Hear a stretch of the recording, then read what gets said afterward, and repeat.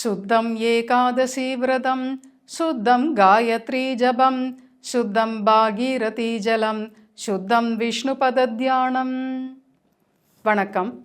விரதங்களில் ஏகாதசி நோன்பு, ஜபங்களில் காயத்ரி மந்திரம், புண்ணிய நதிகளில் கங்கா நதி, தியானங்களில் பெருமாளுடைய மகாவிஷ்ணுவினுடைய திருவடி, இவைகள் யாவும் மிகவும் பாவனமானது, மிகவும் தூய்மையானது. பொதுவாக ஒரு மாதத்திற்கு 2 ஏகாதசிகள் வருகின்றன. ஒரு வருடத்திற்கு 24 அல்லது 25 ஏகாதசிகள் வருகின்றன. பாப விமோச்சனி, காமதா, மோகினி அப்படின்னு இந்த ஏகாதசிகளுக்கெல்லாம் பெயர்கள் உண்டு. சித்திரை மாதத்திலிருந்து ஆரம்பித்து கடைசியில் பங்குனி மாதம் ஜெயா, விஜயா, ஆமலிகி என்று இந்த 25 ஏகாதசிகளுக்குமே புராணங்கள் பெயர்களை சொல்லுகின்றன. அப்படி இருக்கும்போது வைகுண்ட ஏகாதசிக்கு மட்டும் ஏன் இத்தனை மகிமை? இந்த 25 ஏகாதசிகளுக்குள்ளும் வைகுண்ட ஏகாதசி ஏன் இவ்வளவு முக்கியத்துவம் வாய்ந்ததாக கொண்டாடப்படுகிறது? அப்படிங்கிறது தான் நாம் இன்று தெரிந்து கொள்ள வேண்டிய விஷயம். வைகுண்ட ஏகாதசியின் மகிமையை பார்ப்போம். வைகுண்ட ஏகாதசி என்னைக்கு வரும்? மார்கழி மாதம் வளர்ப்பிறை என்று வரக்கூடிய ஏகாதசி, வளர்ப்பிறை தொடங்கி வரக்கூடிய அந்த ஏகாதசி, அதுதான் வைகுண்ட ஏகாதசி என்று சொல்லப்படுகிறது.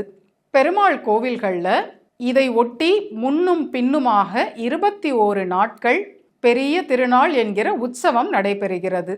அது மார்கழி மாதம் சுக்லபக்ஷ பிரதமையிலிருந்து தொடங்கி கிருஷ்ணபக்ஷ பஞ்சமி வரையிலும் 21 நாட்கள் உற்சவமாக நடைபெறுகிறது. இதன் நடுநாயகமாக மார்கழி மாத வளர்ப்பிறை ஏகாதசி தான் வைகுண்ட ஏகாதசி என்று சொல்லப்படுகிறது. இந்த வைகுண்ட ஏகாதசி தினத்தில்தான் பரமபத வாசல் திறப்பு, ஸ்வர்கவாசல் திறப்பு என்கிற அந்த சுப நிகழ்ச்சியானது திருமால் ஆலயங்கள் தோறும் நடைபெறுகிறது. பொதுவாக ஏகாதசி அன்று விரதம் இருப்பது, உபவாசம் இருப்பது அப்படிங்கிறது ரொம்ப முக்கியம். ஏகாதசிக்கு ஹரிவாசரம் அப்படின்னு ஒரு பெயர் உண்டு. அந்த தினத்துக்கு ஹரிவாசரம் அப்படின்னு பெயர். ஏன்னால் பகவான் ஸ்ரீமன் நாராயணன், ஹரி என்கிற மகாவிஷ்ணு, அவருக்கு மிகவும் பிடித்தமான தினம் இது. அதனால ஏகாதசிக்கே ஹரிவாசரம்ங்கிற ஒரு பெயர் உண்டு. அந்த ஏகாதசி தினத்துல உபவாசம் இருந்தால் இன்னுமே அந்த ஹரியான மகாவிஷ்ணுவிற்கு நாம பிடித்தவர்களாக ஆவோம். ஏகாதசி உபவாசம் அப்படிங்கிறது தசமி அன்றிலிருந்தே தொடக்கம் பெறுகிறது. தசமி அன்று மாலை பொழுதிலேயே பலகாரமாக, அதாவது பழங்களை மட்டும் எடுத்துக்கொண்டு அந்த தசமி அன்று ஒரு வேளை மட்டுமே அன்னம் எடுத்துக்கொள்ளலாம் அப்படின்னு தசமி தொடங்கி அந்த விரதத்தை நாம் ஆரம்பிக்கணும். ஏகாதசி அன்னைக்கு எதுவும் சாப்பிடக்கூடாது. துவாதசி அன்று பொழுதோடு பாரணை செய்துவிட வேண்டும், நேரத்தோடு சாப்பிட்டு விட வேண்டும். இப்படி இந்த விரதமானது 3 தினங்களாக நடைபெறுகிறது. இந்த ஏகாதசி விரதம் 8 வயதிலிருந்து தொடங்கி 80 வயது வரையிலும் அனைவரும் அவசியம் செய்ய வேண்டும். ஆத்திகர்கள் அனைவருமே அவசியம் செய்ய வேண்டிய ஒரு நோன்பு இது. இது பெருமாளுடைய அருளை நமக்கு தருவிக்கும் அப்படிங்கிறது ஒரு பக்கம் இருந்தாலும் நம்முடைய உடலுக்கே இது நல்லது. 15 தினங்களுக்கு ஒரு முறை உடலை சுத்தி பண்ணக்கூடியது இந்த ஏகாதசி விரதம். ஸ்கேலிங் அப்படின்னு சொல்கிறோம் இல்லையா? ஒரு நாள் உடம்பை பட்டினி போட்டு ஸ்கேலிங் பண்ணக்கூடியது. பொதுவாக நோன்புகளுக்கு அறிவியல் காரணங்களும் இருக்கின்றன. ஆனாலும் நமக்கு ரொம்ப முக்கியம் ஆன்மீக காரணம்தான். ஹரிவாசரம்னு சொல்லப்படக்கூடிய இந்த ஏகாதசியானது நமக்கு பெருமாளுடைய அருளை நன்றாக பெற்றுத்தரும். அதனால அவசியம் ஏகாதசி விரதம் இருக்க வேண்டும். இந்த ஏகாதசி அன்று எண்ணெய் தேய்த்து குளிக்கக்கூடாது, தலைக்கு எண்ணெய் ஸ்நானம் செய்யக்கூடாது, அதே போல புஷ்பம் சூட்டிக்கொள்ளக்கூடாது, சந்தனம் பூசிக்கொள்ளக்கூடாது. அன்றைய தினம் தாம்பூலம் உண்ணக்கூடாது.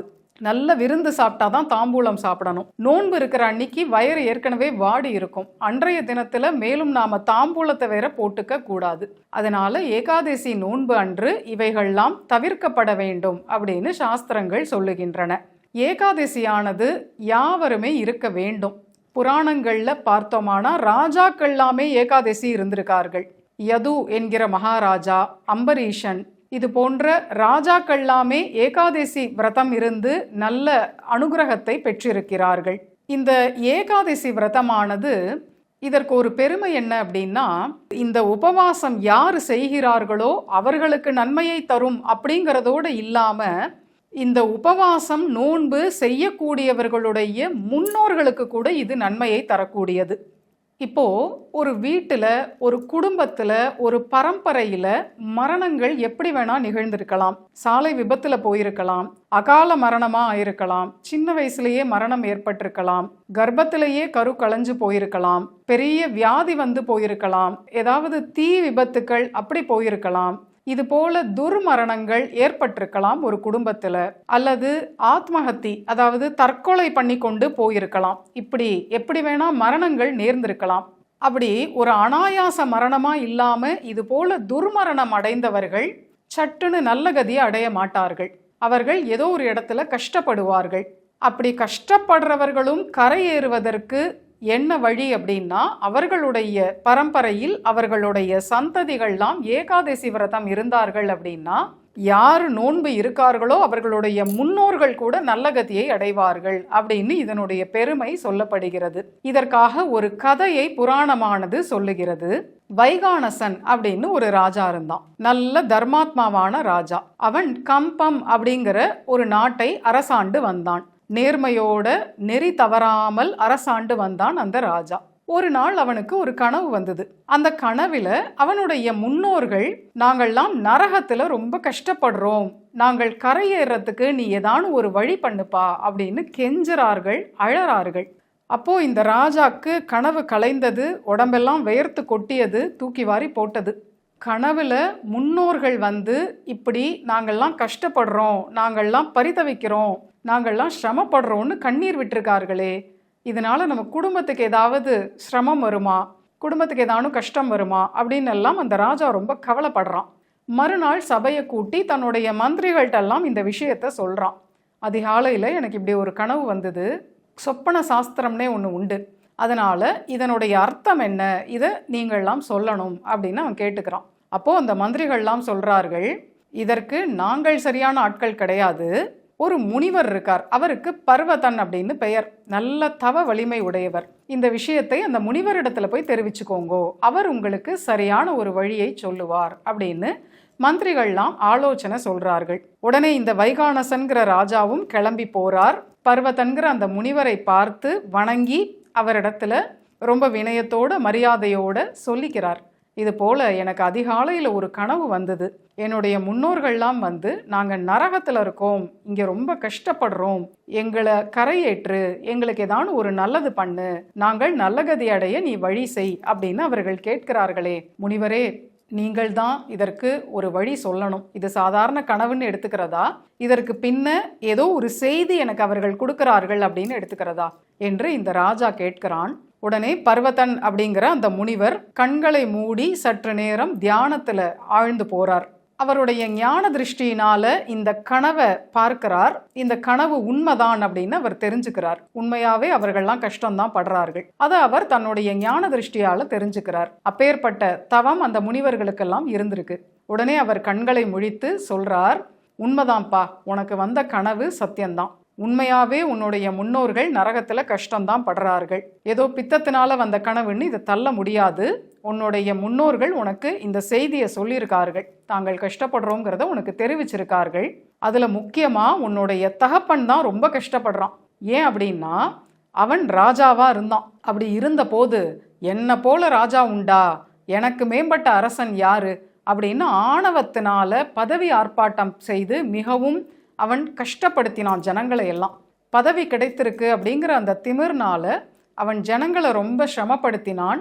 மேலும் தர்மப்படி அவன் ஆட்சி செய்யலை. அவனுடைய ஆட்சி காலத்தில் மக்கள்லாம் ரொம்ப வேதனை அடைந்தார்கள்.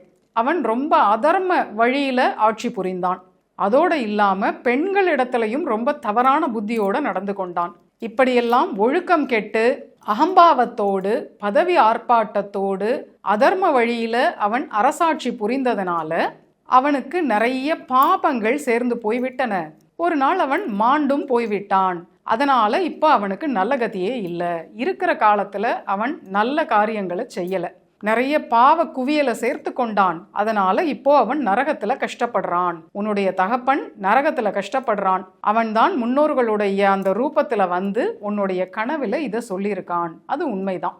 உடனே அரசன் ரொம்ப கலங்கி போயிட்டான். ஏன்னா நம்ம முன்னோர்கள்லாம் நல்லபடியா இருக்கணும், அவர்களுக்கு நாமும் காலத்துல அந்த நீர்க்கடன் அதையெல்லாம் தரணும். அமாவாசை போன்ற தினங்கள்ல பித்ருக்களுக்கு தர்ப்பணாதிகள் செய்யணும். அவர்கள்லாம் நல்லபடியா இருந்தாதான் இந்த பரம்பரை குலமானது தொடர்ந்து வளரும். அப்படி இருக்கிறச்சே நானும் ஒரு ராஜாவா இருக்கேன், மக்களுக்கெல்லாம் நான் வழிகாட்டியா இருக்கணும், நான் ஒரு நல்ல தர்மாத்மாவான அரசனா இருக்கணும்.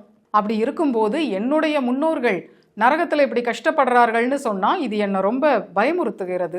ஏன்னா ராஜாக்கு வரக்கூடிய தீங்கானது அந்த நாட்டையே பாதிக்கும். அதனால இப்போ இதற்கு ஒரு வழி நீங்கள் தான் சொல்லணும் முனிசிரேஷ்டரே, ஒரு உபாயம் சொல்லுங்கள் அப்படின்னு அந்த அரசன் கேட்கிறான். எப்படி நான் அவர்களை கரையேற்றுவது அப்படின்னு கேட்கிறான். உடனே அந்த முனிவர் சொல்றார், கஷ்டப்பட வேண்டாம், ஒரு எளிமையான வழி இருக்கு. நீ என்ன பண்ணு, உன்னுடைய மனைவியோடு சேர்ந்து ஏகாதசி அன்று முறைப்படி உபவாசம் இரு. ஏகாதசி நோன்பை நீ கட்டாயம் பண்ணு, உன் மனைவியோடு சேர்ந்து பண்ணு. அப்படி பண்ணி அந்த பலனை அந்த ஏகாதசி அன்று, முக்கியமாக வைகுண்ட ஏகாதசி அன்று நீ உபவாசம் இருந்த பலனை உன்னுடைய தகப்பனுக்கு அர்ப்பணம் செய்வாய்.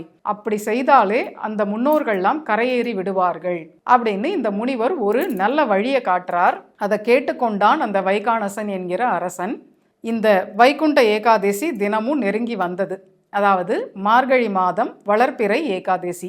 அந்த ஏகாதசி அன்று முறைப்படி தசமி அன்று ஒருவேளை ஆகாரம், ஏகாதசி அன்று நிர்ஜல உபவாசம், தீர்த்தம் கூட தண்ணீர் கூட பருகாமல் உபவாசம், துவாதசி அன்று பொழுதோடு நல்ல போஜனம், துவாதசி பாரணை அப்படின்னு சொல்லப்படக்கூடிய அந்த துவாதசி சமையலை சாப்பிட வேண்டியது.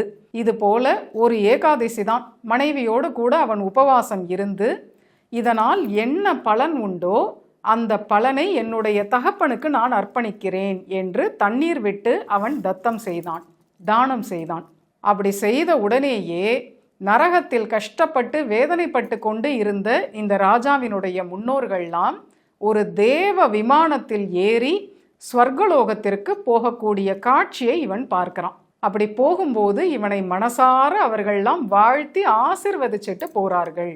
உன்னால நாங்கள்லாம் நல்ல கதி அடைகிறோம், சுவர்க்கத்திற்கு போகிறோம், நீ நன்றாக இரு, குலம் குலமாக பரம்பரை பரம்பரையாக உன்னுடைய இந்த வம்சமானது வளரட்டும் அப்படின்னு அந்த பித்ருக்கள் முன்னோர்கள்லாம் ஆசிர்வாதம் பண்ணிட்டு போனார்களாம். இப்படி அந்த நோன்பானது வைகுண்ட ஏகாதசி அன்று செய்யக்கூடிய இந்த விரதமானது விரதம் செய்யக்கூடியவனுக்கு மட்டுமல்லாமல் மரணமடைந்தவர்களுக்கு கூட நன்மையை புரியக்கூடியது அப்படின்னு புராணங்கள்லாம் இந்த கதையை சொல்லி நமக்கு புரிய வைக்கிறது.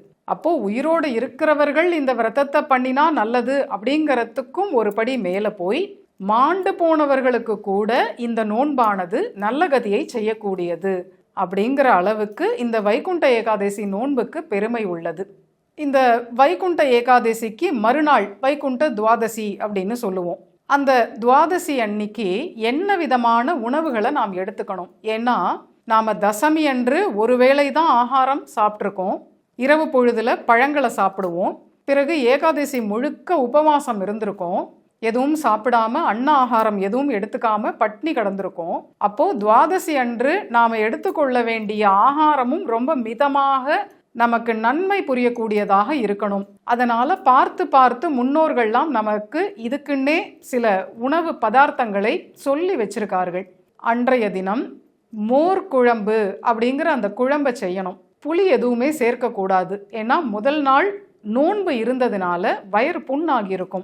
அப்போ புளி சேர்க்காத உணவு பதார்த்தமாக நாம சாப்பிடணும். நேரடியாக புளி போட்ட உணவை நாம சாப்பிடக்கூடாது. அதனால மோர் குழம்பு எடுத்துக்கணும். எலுமிச்சை ரசம் அப்படிங்கிற அந்த ரசத்தை தான் நாம் எடுத்துக்கணும். வயிறு புண்ணாகிருக்குங்கிறதுனால அகத்திக்கீரை குடலுக்கு ரொம்ப நல்லது. அந்த அகத்திக்கீரையை கட்டாயம் அன்னைக்கு உணவில் சேர்த்துக்கணும். அதை தவிர நெல்லிக்காய் பச்சடி, ஏன்னா இதில் இயற்கையான புளிப்பு இருக்குது. நாம் தனியாக புளியை கரைத்து புளி சேர்க்கணுங்கிற அவசியம் இல்லாமல் நெல்லிக்காய், மோர்க்குழம்பு, எலுமிச்சை ரசம் இதில் எல்லாம் இயற்கையான புளிப்பு இருக்குது. இப்படிப்பட்ட புளியை தான் நாம் அன்னைக்கு சேர்த்துக்கலாம். அதை தவிர அந்த புளி பழமாக இருக்கே அந்த புளியை நாம் அன்று உணவில் சேர்த்துக்க கூடாது. முக்கியமாக துவாதசி அன்று அகத்திக்கீரை உணவில் கட்டாயம் சேர்த்துக்கணும். இப்படி 15 நாட்களுக்கு ஒரு முறை அகத்திக்கீரையை உணவுல சேர்த்துக்கிறது குடலுக்கே ரொம்ப நல்லது அப்படின்னு சித்த வைத்திய முறைகள்லாமும் சொல்லுகின்றன. ஆனாலும் அறிவியல் காரணங்களை தாண்டி நமக்கு ஆன்மீக காரணம் ரொம்ப முக்கியம். இப்படியெல்லாம் செய்தால் திருமாலுடைய உகப்புக்கு நாம் பாத்திரமாவோம். ஏன்னா இந்த ஏகாதசி தினத்துக்கே ஹரிவாசரம்னு பெயர், ஹரியினுடைய தினம். அப்படிப்பட்ட தினத்துல ஹரியான பகவானுக்கு ரொம்ப பிரீத்திகரமான இந்த ஏகாதசி நோன்பையும் நாம பண்ணினால் அதனுடைய பலனானது நமக்கு ரொம்ப விசேஷமான நல்ல நன்மைகளை எல்லாம் பெற்றுத்தரும். உயிரோடு இருக்கிறவர்கள் இந்த நோன்பை செய்தாலும் நல்லது, மேலும் மாண்டு போனவர்களுக்கும் இந்த நோன்பானது பலன் தரக்கூடியது. ஒரு குடும்பத்துல தொடர்ந்து ஸ்ரத்தையோட ஒருவர் ஏகாதசி நோன்பு செய்கிறார்கள் அப்படின்னாலேயே அவருடைய முன்னோர்கள்லாம் கரையேறி நல்ல கதியை அடைவார்கள் அப்படிங்கிற அளவுக்கு இந்த ஏகாதசியினுடைய மகத்துவம் சொல்லப்படுகிறது. எல்லாவற்றையும் விட முக்கியமாக இந்த வைகுண்ட ஏகாதசி அன்றுதான் விஷ்ணு கோவில்கள்ல எல்லாம் பரமபத வாசல் திறப்பு என்கிற அந்த ஸ்வர்க்க வாசல் திறப்பு நிகழ்வானது நடைபெறுகிறது. ஆழ்வார்களில் முக்கியமான சுவாமி நம்மாழ்வார், அவரை கௌரவிக்கும் விதமாக, அவரை வரவேற்கும் விதமாக இந்த வைபவமானது நடைபெறுகிறது. முக்கியமாக ஸ்ரீரங்கம் கோவிலில் ரெங்கநாதர் நம்பெருமாள் அந்த நம்மாழ்வாருக்கு வரவேற்பு கொடுப்பதற்காக பரமபத வாசலை, வைகுண்ட வாசலை திறக்கிறார். அன்றைய தினம்தான் வைகுண்ட ஏகாதசி என்று போற்றப்படுகிறது. அதற்கு முன்பும் பின்புமாக 21 நாட்கள் ஆழ்வார்களுடைய அருளி செயலுக்காக பெரிய திருநாள் என்கிற உற்சவமானது விஷ்ணு கோவில்கள் தோறும் நடைபெறுகிறது. முக்கியமான சில திவ்ய தேசங்களில் இந்த உற்சவமானது நடைபெறுகிறது. மார்கழி மாதம் சுக்லபக்ஷ பிரதமை தொடங்கி கிருஷ்ணபக்ஷ பஞ்சமி வரையிலும் இந்த உற்சவம் நடைபெறுகிறது. இதில் மார்கழி சுக்லபக்ஷ ஏகாதசியைத்தான் வைகுண்ட ஏகாதசி அப்படின்னு நாம கொண்டாடுறோம். இப்பேற்பட்ட மகத்துவங்கள் உடையது இந்த வைகுண்ட ஏகாதசி நன்னாள். இந்த உயர்ந்த தினத்தில் நாம விஷ்ணு ஆலயங்களுக்கு சென்று பரமபத வாசல் திறப்பு வைபவத்தை கண்டு வணங்கினாலும் உயர்ந்த பலன் நமக்கு கிடைக்கும். அல்லது தொலைக்காட்சிகளில் நேரலையாக வரக்கூடிய அந்த நிகழ்வை கண்டு வணங்கினாலும் நிச்சயம் அதே பலன் நமக்கு கிடைக்கும். அதை தவிரவும் முக்கியமான சில திவ்ய தேசங்களில் வைகுண்ட ஏகாதசியை தொடர்ந்து வரக்கூடிய 10 தினங்களுமே பரமபத வாசல் திறப்பானது நடைபெறுகிறது. வைகுண்ட ஏகாதசி அன்னிக்கே கோவிலுக்கு போக முடியலை அப்படின்னா கூட அந்த 10 நாட்கள்ல என்னைக்கு கோவிலுக்கு போனாலும் நமக்கு நிச்சயம் அதே பலனை பெருமாள் அனுகிரகம் செய்வார். அதனால வைகுண்ட ஏகாதசி அன்று திருமாலுக்கு மிகவும் உகந்த தினமான இந்த ஹரிவாசரத்தன்று நாம் அவசியம் நோன்பு இருந்து துவாதசி பாரணையும் செய்ய வேண்டும். வைகுண்ட ஏகாதசி நன்னாளில் பரமபத வாசல் திறப்பு வைபவத்தை கண்டு வணங்கி ஆழ்வார்களுடையவும் ஆச்சாரிய பெருந்தகையினருடையவும் அருளையும் பெற வேண்டும். ஆழ்வார் எம்பெருமானார் ஜீயர் திருவடிகளே சரணம்.